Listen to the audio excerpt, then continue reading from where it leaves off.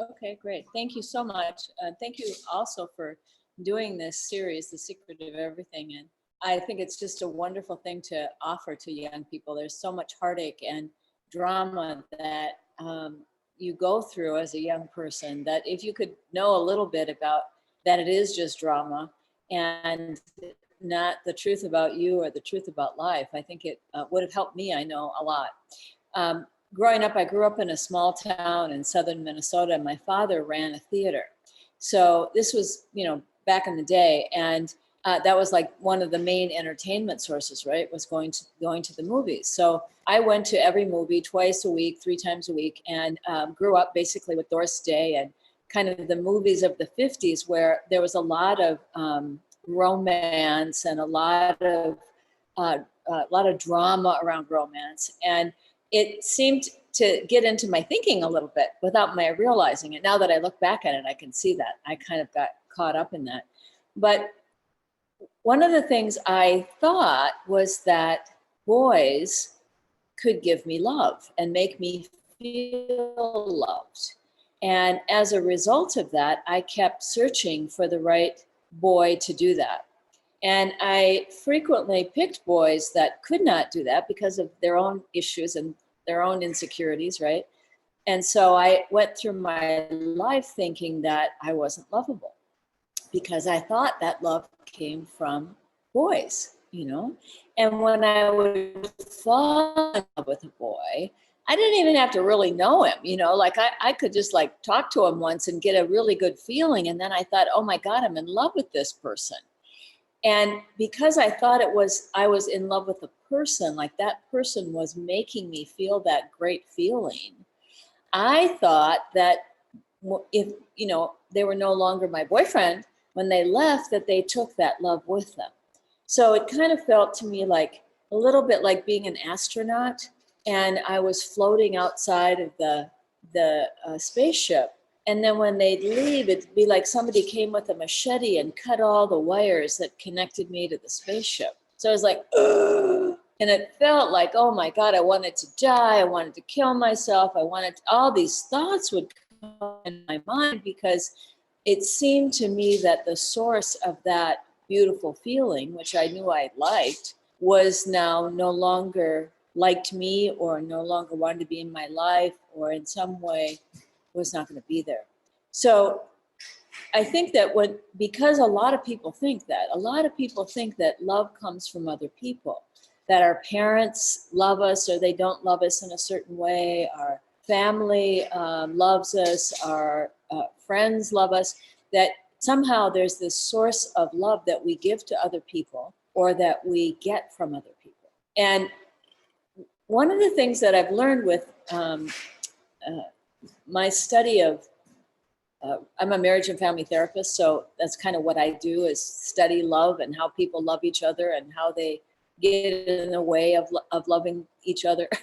And in doing that, I just see that when you see that really love is not a thing, it's not like a commodity, because believe me, if there was a commodity, I'd package it, sell it, the world would be a different place. Everybody would feel love. If you could give it to somebody else, I would have been able to do that by now. But you cannot. You cannot give it away. You cannot get it from anybody. You can just feel it in yourself. So when we look for love in other people, we get lost. We get lost in the world sometimes. We get lost in things we love, jobs we love, things that appear to be giving us a really beautiful feeling. So when I started to learn about the principles, which was really a shift in my life where I shifted a lot. I went from being really, really stressed and unhappy, and I might add, not in a very long-term relationship, to being totally happy. One of the things that I had to learn is how to live in that feeling without thinking it needed to have a man attached to it. So I went through this time, I think, where every man that I ever dated that was still hanging around in my life disappeared. Like they got married to other people, or they moved to New York, or they just like disappeared out of my life. And I thought, oh my gosh. And I would sit around talking to my friend, like, I can't even meet a guy. This is terrible, blah, blah, blah. So after about maybe 8 months of that, I discovered that really what I had to learn about was how to be happy and not be in a relationship. Like for me, that thinking was so strong.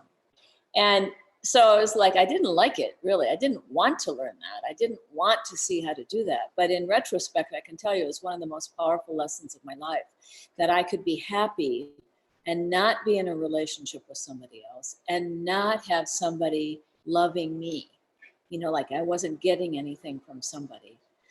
And so when I realized that really all that we are is love. Like love is a word, right, that we use to describe a state of being that we're in. And when we're in that natural, I would call our natural state of mental well-being, that's what love is. So it's built into us. You can't get it and you can't lose it.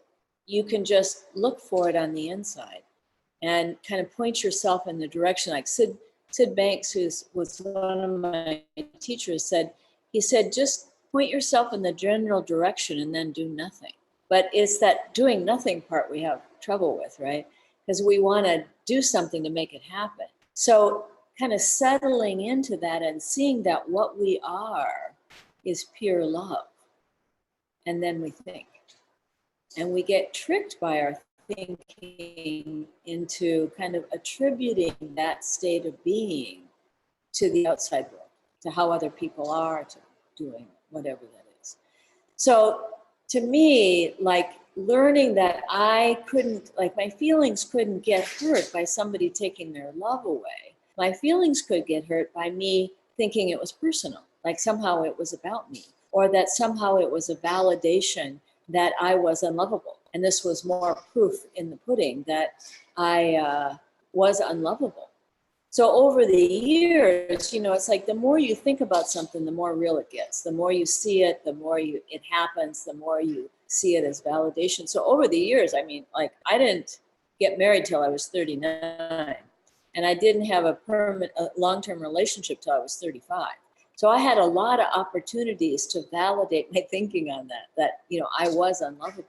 So seeing that, yeah, like everybody's got their own deal with it, but most human beings tend to think that love comes from the outside world, so that we have to do something or be something or have somebody in our life to feel that.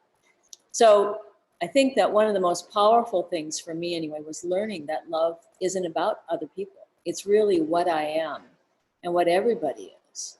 So that when we're in touch with that feeling of love, we're really our true self. And then we can love somebody else and we can accept them for what they are. We can, you know, like one of the things that Sid Banks said, he said, the only problem in any relationship is negative thought.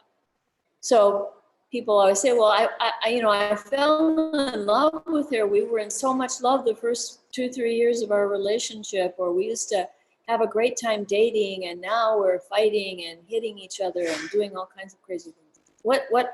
Why can't this person change to be the person they were before?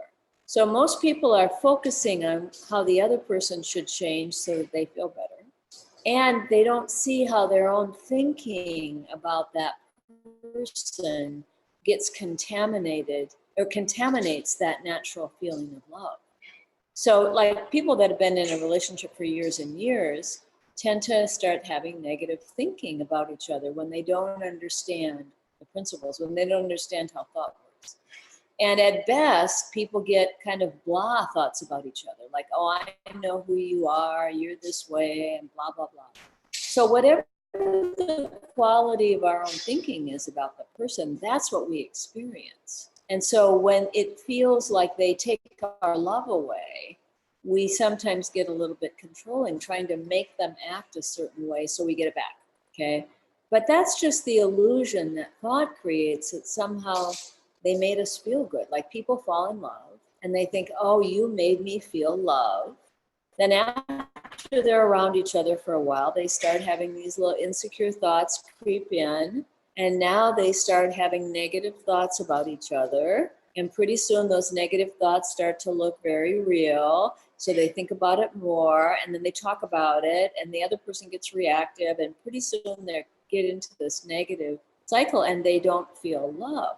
But they think it's because of what the other person is doing or not doing. Because if you made me feel love and I don't feel it, you must be doing something to either not make me feel good enough or to take that feeling away from me, to like love someone else or be in a relationship outside of this.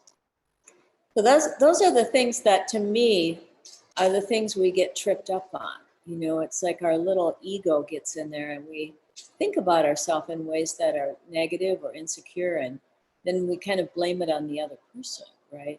For taking that feeling away. But if you know that that feeling is inside of you, and you can clear your mind of any negative thinking you have about the other person, then you can get back to that feeling. You can easily get back to that feeling. Now, sometimes some people will talk to me about, well, Chris, but you know, he beats the crap out of me, but I love him, right? I love him. I want to stay with him. He's so, when he's good, he's so wonderful, or she's so wonderful. I mean, I've had, it's not discriminatory in terms of how people hurt each other. But sometimes we confuse love with dependence. You know, it's like if it looks like this person makes me feel good and I feel good once a month, but I don't believe it's possible to feel good at all, that might look like a lot. That might look like, wow, I am so lucky this person even is nice to me once a month. So that's kind of what happens. We get a little bit tricked into thinking that the person is responsible for making us feel good. So sometimes we end up getting in relationships that are really dangerous and hurtful, but we think we love the person, so we should stay with them or we should stay in a dangerous situation. You got to really listen to your feeling. It's like, because you can see the love of the other person, because you love them, if they're in a state of mind where they're dangerous, they're not living in the love that's inside of them, right? Because when a human being is in that state of love, they treat other people with kindness and respect and caring, and really they have a sense of compassion and acceptance that comes with that feeling of love. When we get insecure, we start to get stressed. Now we start to think that other people are doing things to us, okay? Like I have a young couple that were seniors in high school, they just graduated. And they would frequently become very verbally combatant, so much so that the school referred them to me because the other kids were so freaked out about how mean and negative they were. Now, when I talked to them, they were like, no, it's fine. He's just teasing me. No, it's fine. She's just, thinks that she needs to do that.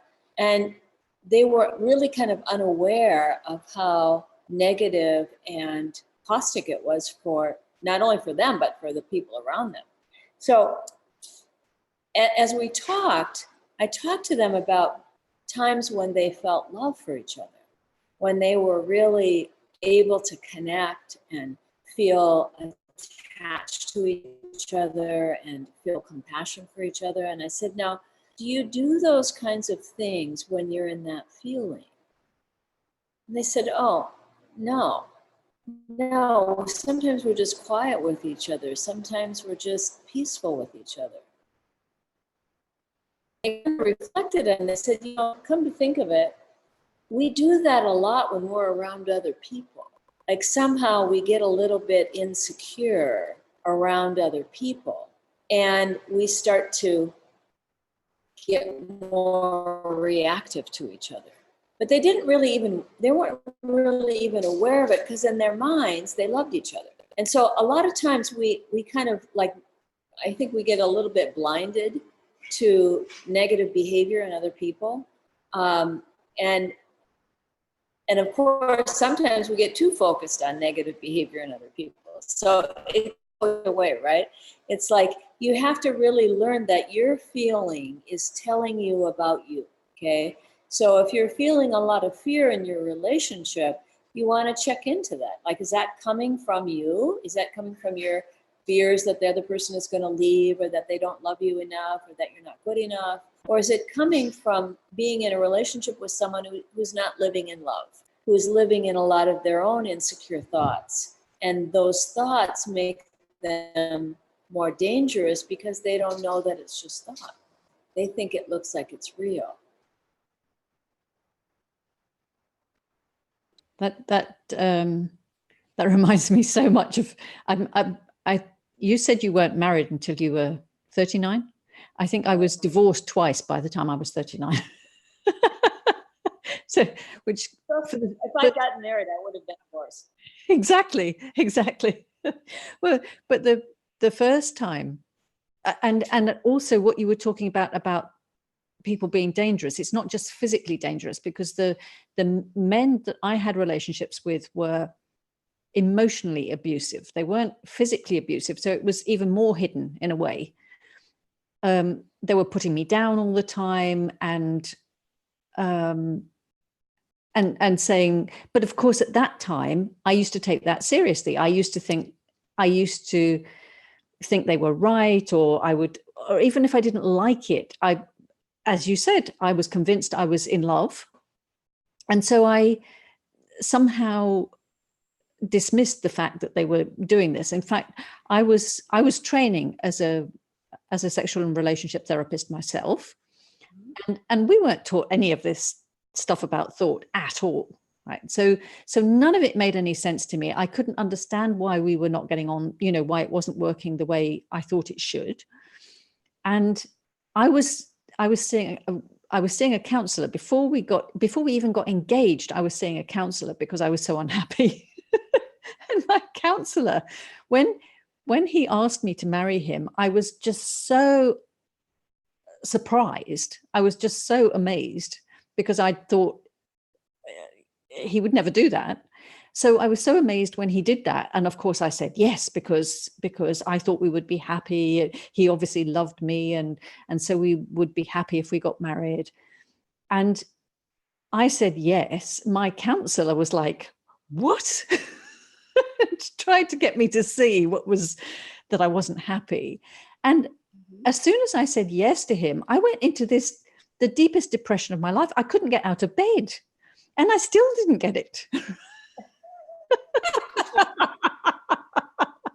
And it seems so obvious looking back at it now, but I still married him.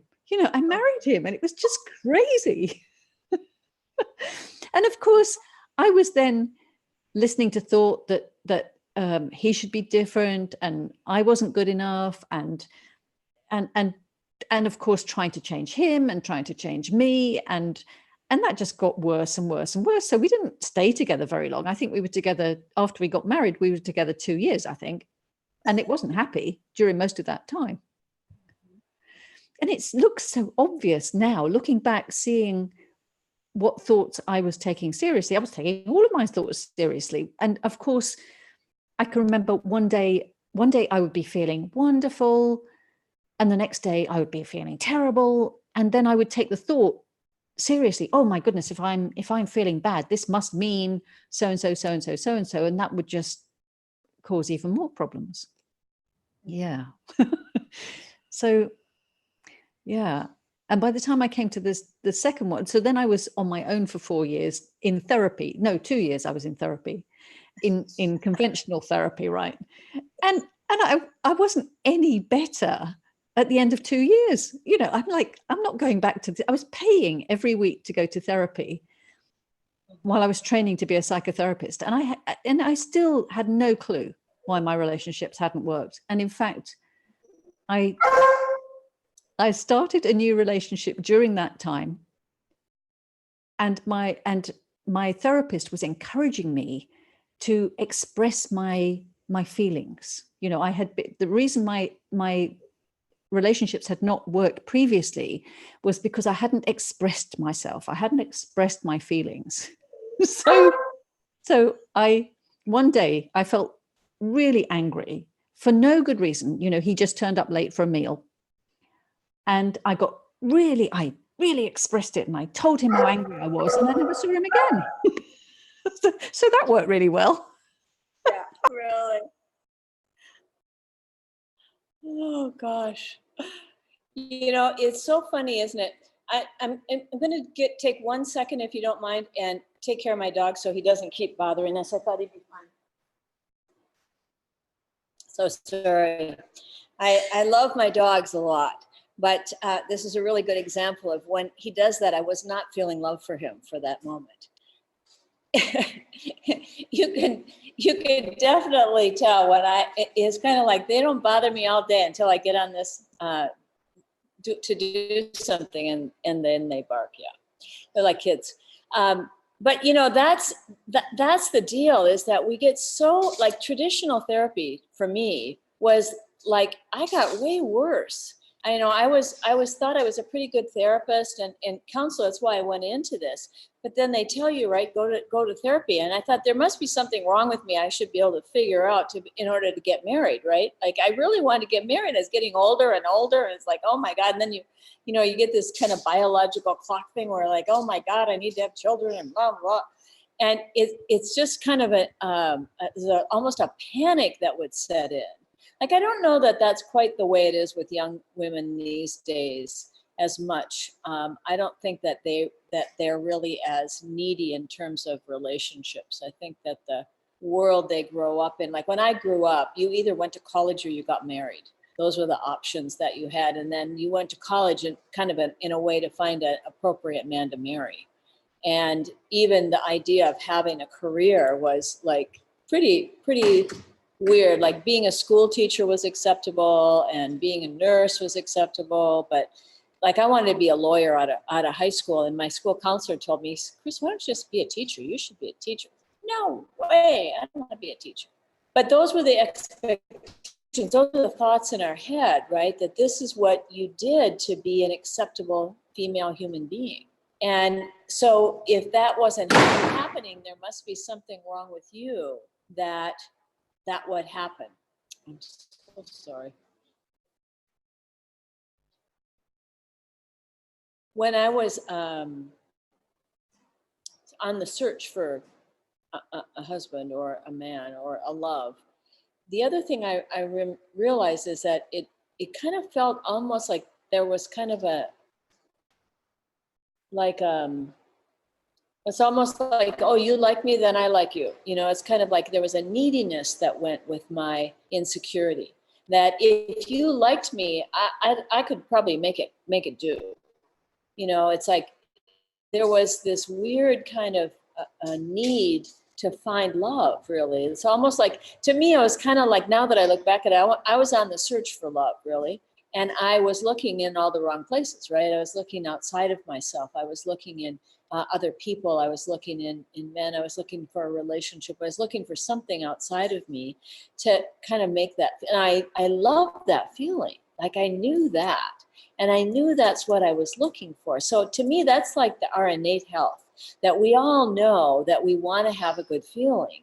It's just that when we make it be about things outside of us, it never is the right one. Like, you'd never find the right man, right, in that place, because what you attract, what you see, what looks, to me it was anyway, it was like what looked normal, what looked like appropriate, now I would see as totally unacceptable. Like, after I learned the principles, I was like, oh my gosh, what was I thinking? And so it was funny because I was in a relationship with a guy. Finally, I got kind of engaged to this guy, and we broke up. He had issues, and we broke up. And then I learned the principles, like the following, it was like in August, and I learned the principles in December.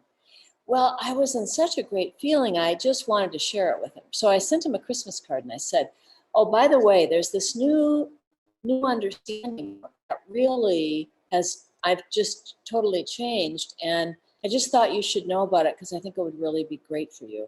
And so he calls me up and he said, how dare you change and not tell me? I was like, well, really, I didn't have it on I was on it. You know, this is what I was going to do. But so then he came over, and in all the years we were together, he never gave me a birthday present. He never asked me to go on vacation with me, and he never asked me to marry him. So he comes over at Christmas with a birthday present, asking me to go on vacation with him to Machu Picchu, and asked me to marry him. But by that time, I figured it out, right? Like, oh, wait a minute. It's going to be hard for me to learn more about this feeling coming from within me. I'm going to get caught up in my thoughts. So I said no. I mean, I took the birthday present, by the way, but I didn't go on vacation with him, and I didn't. I don't even know if I wanted to date him or not. So marriage was out of the question. So I went down and I did a 3-week training, and I came back, and he went to Machu Picchu and came back, and we started dating. And then he went to see one of my colleagues who was teaching the principles, and he sobered up and he stopped drinking, and he was doing really much better. And so we started dating again. I was like, oh, this is cool. We'll both learn the principles and we'll get healthy and we'll live happily ever after. And unbeknownst to me, I got caught up in that thinking again. I didn't even know it. Okay, because now I had thoughts about the principles, right? So I should know better. And I know it's not about him, blah, blah, blah. And so maybe the next July, I went down for a week of training, and my teacher looked at me and he goes, Chris, I don't know what's going on in your life, but you better go home and clean it up because you're a mess. And I was like, what? I was at the first day of my week training, and that's it. He said, I don't want to see you. I don't want you to be here. We were a little harsh with each other then. But I couldn't go home because I knew if I went home that everybody, because I was a pretty big name in Minneapolis at the time, that people would say that there was something wrong with this new understanding. That if Christine Heath couldn't do it, then it must be a bunch of crap.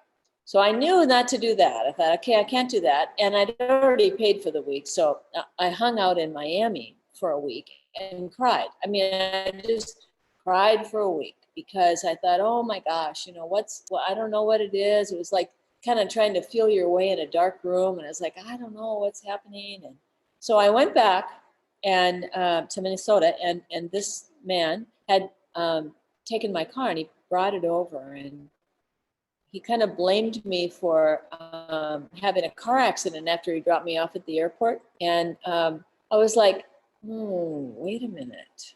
I think this is one of those things I need to clean up. And so what I told him was, I said, look, this is the deal. I cannot maintain my mental well-being right now and be in a relationship with you. It has nothing to do with you. I'm sorry. I'm really sorry. But my thinking is I can't see it enough to maintain my bearings and be in this relationship. So I just need to break up with him. So he was not happy with me, but he left and that was it, right? So then I spent the next 6 weeks without any teacher, without any books, I had a couple of SID tapes, that was it. And I spent the next 6 weeks studying love. Like I just watched people express love to children, to people in the grocery store line, to anywhere human beings were interacting from a good feeling. And I just tried to just soak it up in a sense, like not really soak it up, but really just bring it up from myself. And finally, I got back to that feeling. And I was like, oh, okay. So the first thing that comes in my head was I should call up him and see how he's doing, right? So I call him up and I said, hi, this is me just checking to see how you're doing. He goes, I'm fine. I'm engaged. I said, what? He said, I'm engaged. And he had introduced me to this woman like before I went down to this Florida trip. And I thought, oh man, this guy is being taken out of my life. He's a major distraction for me learning about this. And this is more important right now than me having a relationship. And it's like there was just this wisdom. I knew that that's kind of what was happening. And so I took a deep breath and it was like, oh, okay. Well, gosh, I hope that really works out for you. I really want the best for you. And, he got married in the following November and sobered up. And I think they've been happily married ever since. But then my ego got like, of all the nerve, me who's learning this new stuff, I'm this new star in this, and oh my gosh, it didn't work out. Like, how does that work? So, but I had to admit she must have been better for him than I was because he got better. It's like that. He just got in a better place, and then he moved on to what was right for him. So, you know, it's kind of like looking at life and not thinking that it's about you, then makes it easier to have people come into your life and love them and have them leave. And now I'm not purporting that people should, like, you know, go in and out of relationships or get divorced frequently or do things like that. But things happen and people change, and the world is the way it is. And I just know that no matter what it is, you can always get back to feeling love, because that's what we are. And the drama and the, you know, like the reason that we're marriage and family therapists, right, is the reason we're trained in this is because that's where people have trouble. That's the biggest trouble we have. We don't have like computer relationship classes, how to get along with your computer, because we don't struggle with that. We struggle with each other. We struggle with staying in a feeling of love and keeping that even if other people aren't in their state of love, that they're caught up in their thoughts. So we all get caught up in each other's insecurities instead of stepping back and saying, wait a minute, what feels right for me? What's the healthy thing to do here for me? And that's when our wisdom comes in and it guides us. And it helps us to see like how things happen in a way that is going to work out no matter what. I mean, no matter what happens, we find our way through it. And that's what love does, is the guide through that. I can remember, even through all of that, actually being aware of my wisdom. And both times I got married, I wouldn't have got married if I'd really listened and really appreciated that wisdom was what it is, and that it was guiding me, and that I could trust it. And instead of that, I was listening to all the thinking, like you said, all the insecure thoughts about, oh, but if I don't marry him, you know, it's really, I really need somebody and I can't be happy without him. And I was totally convinced, like you, that I had to have someone in my life for most of my life. I was convinced that I needed, even when I was happy, I can remember thinking, well, I'm not really happy. I can't really be happy until I have that as well. You know, I was happy and I was having a good time, but yeah, that's not completely happy. You know, I've got to have that to be completely happy. When actually I was, and I was just listening to this thought that said, no, you're not. So it was, yeah, only relatively recently, even after I came across the principles, which was late in my life anyway, that I finally did listen to and finish the relationship that I had even then, you know, and I'm perfectly happy on my own, absolutely perfectly happy on my own. I think, not that I wouldn't be, you know, I would be quite happy to have another relationship now, but relatively recently I finished a relationship and I'm like, just listened to my wisdom and like, okay, that's it. That's it now.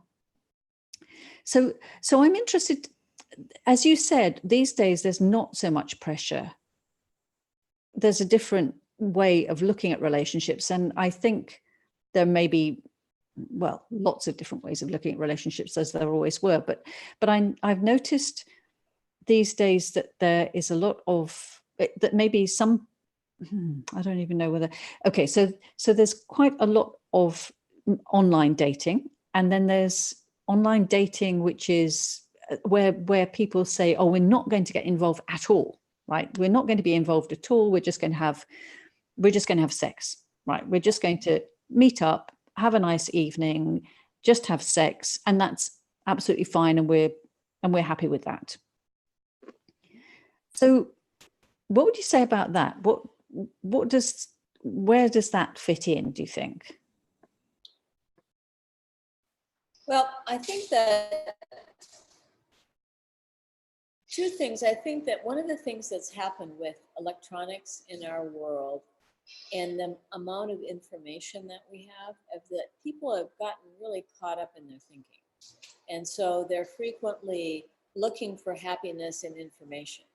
So kind of the hooking up impersonal, sexual kind of thing can be very exciting. And to me, the best feeling that you can create from your intellect is excitement. So it becomes like almost addictive because you're looking for a good feeling outside of yourself, but you don't want to have the hassle of a relationship. So that's that excitement, it's that newness, it's the freshness that people really like. But then on the other hand, they have a harder time with longer term committed like relationships that you have to kind of put a little energy into, that you've come up against yourself, that it's not just all fresh and new and there's no expectations and there's no kind of long-term issues to deal with. Like you don't have memory of each other. You don't have like, oh, you hurt my feelings last week and so now you're doing it again kind of thing.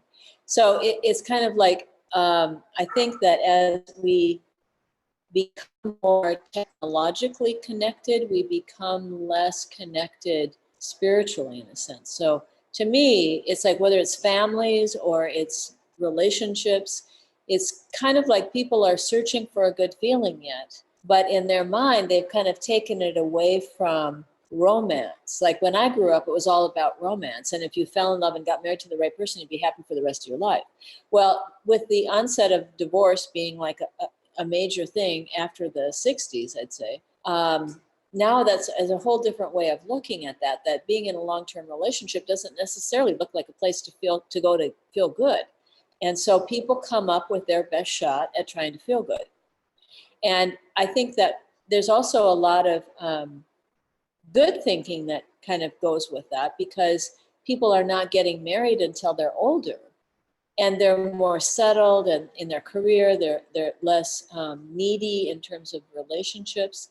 And I think that part is almost the kind of the good thing that comes from that, is that people are putting it off. They still want to connect with other human beings. Part of that's, our biology and our own physical needs and those kind of things that people are going to want to do. But their own wisdom is telling them, like, I don't want to get involved with all that kind of messiness. So you got to have a balance. It's like you got to be able to connect with people without making it be totally impersonal.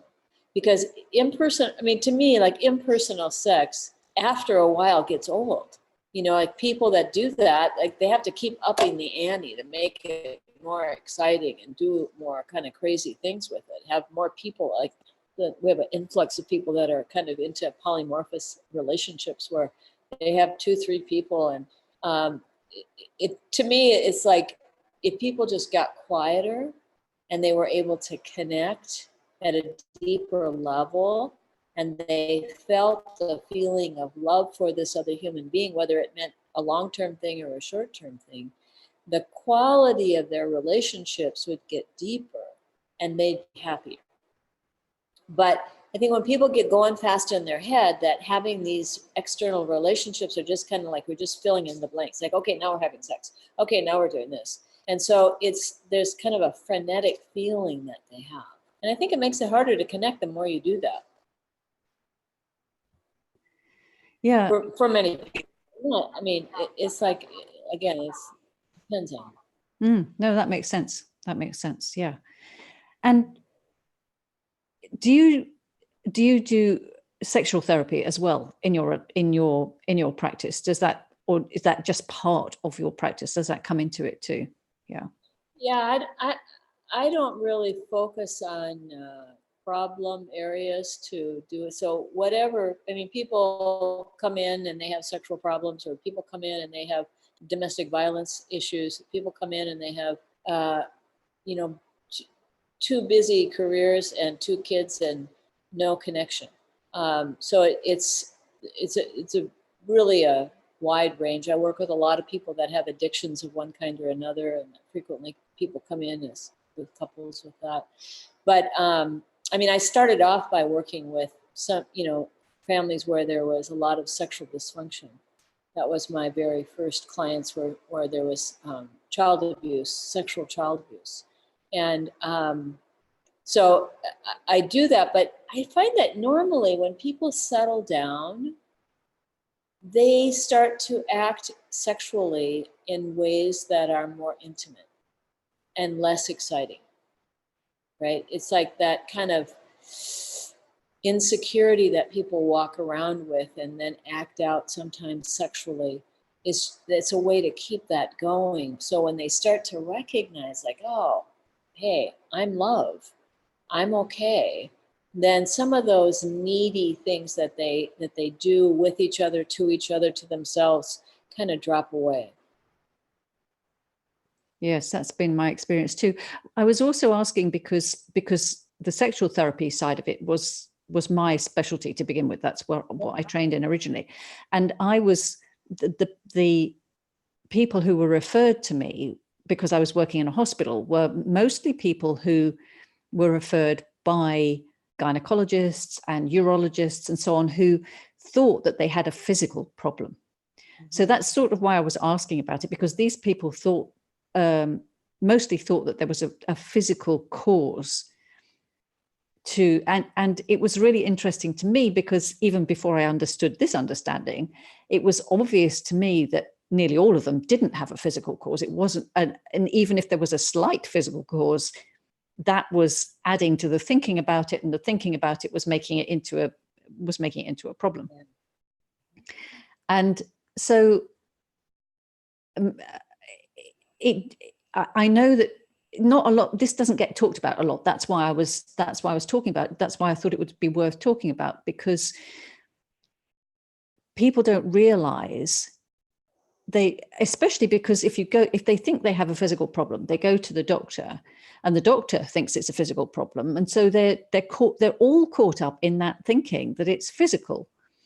Whereas actually, if they understood how thought works and how thought creates their physical reality, there would be so many less people in distress or needing operations, or not needing operations, but having operations, or having all sorts of things happening for them, I think.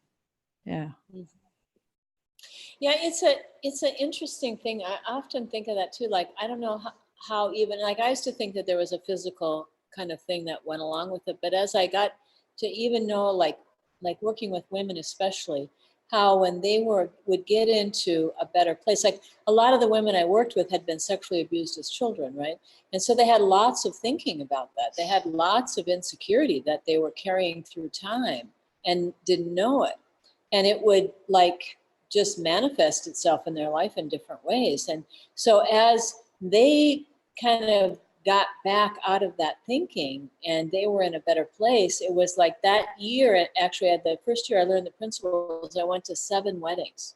Like, I hadn't been to 7 weddings in all the years I spent together before that. And I hadn't been to 1 wedding, actually.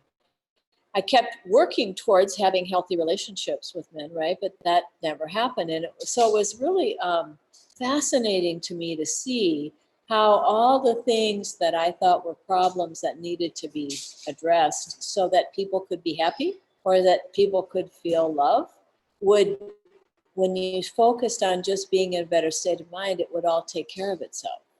Like, sometimes there were physical problems that people had, but I think don't you think that's kind of like the very odd rather than the norm? Yeah.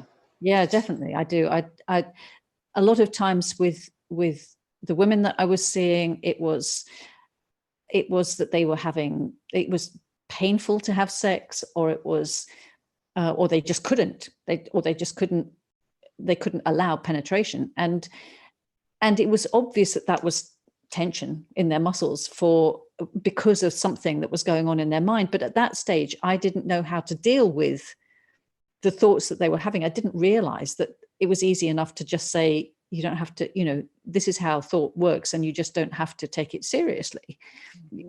That's not you. And yeah, you'll get those thoughts, but if you don't take them seriously, you have a completely different experience. Mm-hmm. Yeah. And similarly, I did help them get good results in some cases, not always. because, but in some cases, so for example, men who had problems getting erections, so they had impotence problems, which was often because, for example, a man's wife had died and he was in a new relationship, and he had thoughts of feeling guilty about it, making him feel guilty about it. And we dealt with that in one way or another, but it would have been so much easier if I could have just described, this is how it works. You're listening. These are your thoughts, and you're listening to those, and you don't have to. Yeah. So I think there are so many people who could be helped with what appear to be physical sexual problems in their relationships. Yeah, and the other thing too is like there's so much thought about sex that's kind of shameful for some people, so they don't want to talk about it. They don't want to like even acknowledge it. They kind of hope it'll go away, and so they don't like get relief from that. It's just interesting. We have a lot of thinking about sex. Like I've got a lot of teenagers I work with, and the thing I see about them is that they're very open about being sexual. I mean, they'll like hook up anywhere, but there's a pressure almost to be casually sexual. Like somehow if you choose not to do that, now there's thinking about that's almost as shameful as there was when I grew up, is that you didn't have sex. You were, considered a whore if you had sex. That was like not okay. But I notice a lot of girls will be sexual and yet they're really looking for a relationship. So it's like kind of like you want to play volleyball, and so you go and you're sexual, but there's nothing deeper in that connection. They're not really learning how to connect to people, and it kind of, I think, trivializes sex, because sex is a lot better when you have an emotional connection with the person. At least I think so. And sometimes that in and of itself is that's a new thing where people are like sexual a lot. So there's a lot more issues with sexually transmitted diseases, because it feels like in the moment you get this great feeling and your body kind of is saying like yes, yes, yes, and seeing that that's just thought, that it's not like the truth about you in that moment, that you don't have to do everything you think about, I think is very helpful for young people, because they can decide then like, wait a minute, do I really want to be doing this? Is this going to really benefit me, or is this my mind tricking me into doing something that feels really good in the moment, but maybe is the long-term effect is not going to be very good. I don't know. It's a different way of thinking about it for sure. Yeah, I think also there are a lot of girls and women who do it because they think they should, rather than because they're enjoying it, and Right. and then it's such a shame, because then they go through their lives not enjoying sex because of thinking about that, because there's so much thinking going on. How can you enjoy sex because when you're busy listening to thinking? And I know I was like that, certainly. For a long time, my mind was so busy when I was having sex, but I wasn't enjoying it, because I was like, oh, should I be doing this? And should I be doing that? And is it, should I be feeling this? And so much thinking going on. And I had no idea that's what was spoiling it for me. Mm-hmm. Right. Or even thinking about your body and how your body feels, and if am I too fat, and it's like we have all of these insecurities that definitely get in the way. So when people's minds quiet down and they feel in it, they're really in that secure feeling with the person, then it's a lot more enjoyable. And that's one of the good thing about the way the world is right now sexually for women, is that there are a lot of young women that feel really good about being sexual and are very good about setting boundaries and doing what feels right to them in that moment, and really, really trusting themselves and feeling empowered, which was not the case when I was young. I mean, I certainly didn't feel that way. And so I think that, I think that's a good thing that comes out for many young people too, that they're like not willing to have sex with anybody just because they want to have sex. And they also are willing to have sex when they want to. Like they don't care so much about that there's any stigma on them. They don't see life that way. They think it's weird that old people ever thought that, like how ridiculous is that? Which is true. It's totally ridiculous. So, I just think that as people understand that they have wisdom and they really learn to listen to themselves, and they can see that certainly non-discriminatory sex with somebody just kind of in the moments, that's a fine thing to do, as long as nothing becomes like a habit. Like you're open to connecting with people and having really intimate relationships, like the intimacy of two people being present in the moment and not having any insecurity on their mind, having their mind be quiet and connected. There's like nothing better than that. That's like the most wonderful feeling in the world. And that's kind of what you miss when your mind's going a million miles an hour and you're kind of using sex as a way to be in the moment. Because in order to enjoy sex, you have to be in the moment. If you're not in the moment, that's not going to happen, right? And so when people are going a million miles an hour and they kind of like have a pit stop, like it's almost like I think I'll go meditate for an hour.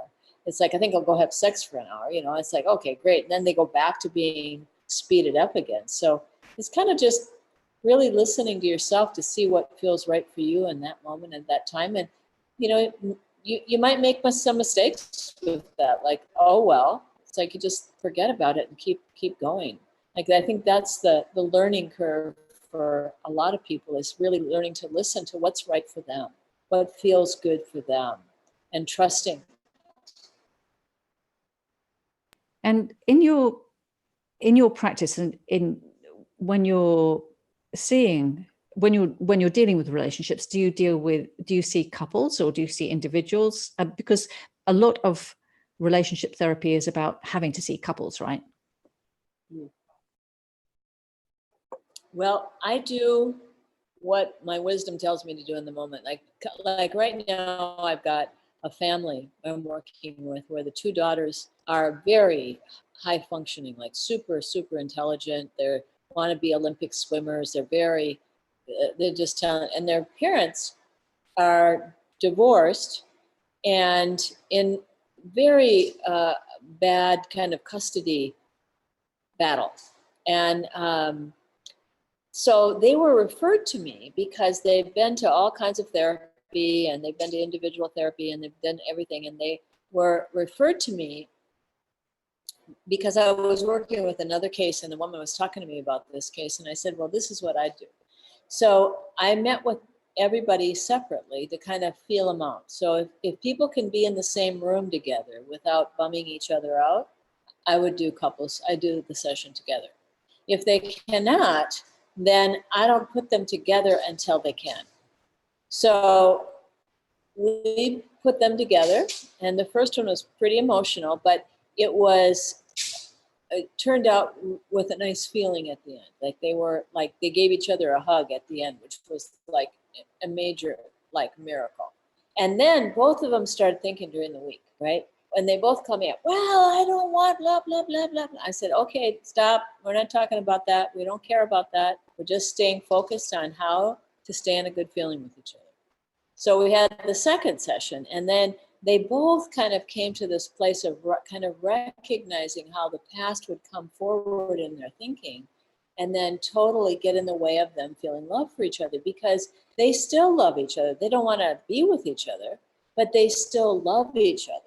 And so I don't know what's going to happen. Like the other therapist, one of my staff was doing it with me, and we kind of laughed and said, wouldn't be shocking to me if these two got back together again, because you could see that it's like a lot of hurt feelings and a lot of insecurity, but underneath that is still this beautiful connection that they once had. So who knows what'll happen or what we'll do. But right now, that's where we're going to go. And then when the girls are ready, we're going to add the girls to it so that we do the whole family and then see how to do that. But I kind of do it whatever way feels right in the moment. But it doesn't matter to me. Like I've got, I worked with this woman that came in. His husband was in the military, and he would fly off. He's a colonel. in the military. So he's always going to Washington, D.C. And then he started getting really angry and hostile with her and negative, and she started coming in for herself. And she couldn't figure it out. So she started learning about the principles, and she was doing pretty well, and he got worse. As she got better, he got worse. And then she, one day, he told her, look, I want a divorce. I'm having an affair with a woman in Washington, D.C., and that's it. So she said, okay, if that's what you want, okay. And then she stuck in Second Chance into his briefcase that he took on the airplane. And he read that book from Hawaii to DC. And when he got off the plane, he ended the relationship with the woman he was having the affair with, called her up and said, I'm coming back home. This is what I've done. I don't want to get divorced. They came in, the two of them came in for like 4 sessions, and they lived happily ever after that. So he never really came in much for couples counseling. It was, by the time he came in, it was just him learning to live in a better state of mind. And so it's interesting. People have expectations, right? There's a lot of people in psychology that have had marriage counseling, and they get divorced because they go in and talk about their problems and try to resolve them rather than try to reconnect from that feeling. Now, I'm not always successful in getting couples to stay together, but it's my goal. I know it's possible, but sometimes it doesn't work. Yeah.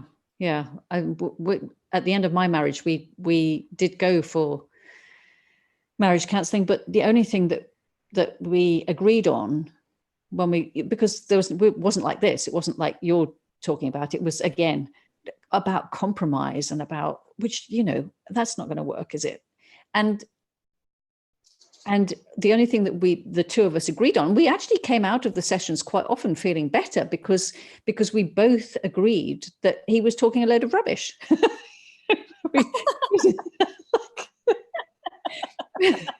And that was about it, and it didn't get us very far. So yeah. So Chris, tell us about your book. We haven't heard about that. Well, that actually is one of the stories in the book. And the book is called The Secret of Love, Unlocking the Mystery and Unleashing the Magic. And so it's a story, Lori Carpanos and I wrote it together, and we had a tape that Sid Banks made called Thought and Marriage. And it's really about relationships. And I said, I really don't want to talk about the principles. I don't like to really, these are the principles, blah, blah, blah. I'm kind of like more into the living of it and instead of the intellectual part of it. But so I said, let's not do that. Let's bring Sid into it for him to share the wisdom. So we decided to kind of go through the book and take quotes from Sydney and then have stories that kind of reflect what he was pointing to. And then we have a little bit of a little discussion at the end so that people kind of get the point of how understanding the principles work in any relationship. So the stories aren't about like, oh, if you have this happen in your life, this is what you should do. Each story is about how thought creates an experience. So like sometimes listening or reading about somebody else's story doesn't mean that applies to your life. But if you see what the insight is or how people change because they understand how thought works, because they understand how consciousness works, because they understand that they are love, then that then becomes something that you can see in your own life. So that's why we did it. It's just kind of a like, what are the things that people see are like big time struggles? Like, we have a thing about electronics and different things that people get kind of caught up in intellectually and don't realize how that affects their own state of mind and their ability to then be connected with people. So yeah, we've gotten really good feedback on the book, which to me, it's like I've had people say how much it helped them. So even if it helped one person, I'm thrilled now. And I'm excited about it. So yeah, it was an effort for us. It took us 5 years to do it because we had to interview people, we had to get their stories, put it in, rewrite it. And then we got insights as we wrote it in terms of how we were talking about things that people see as like things like resentments. We'd say, well, people have resentments, da da da da da, and then we think, wait a minute, resentments aren't things; they're just thoughts. So we have to rewrite it again. So we finally decided enough. That's it, because we're always going to be going deeper, right? We're always going to be seeing things deeper.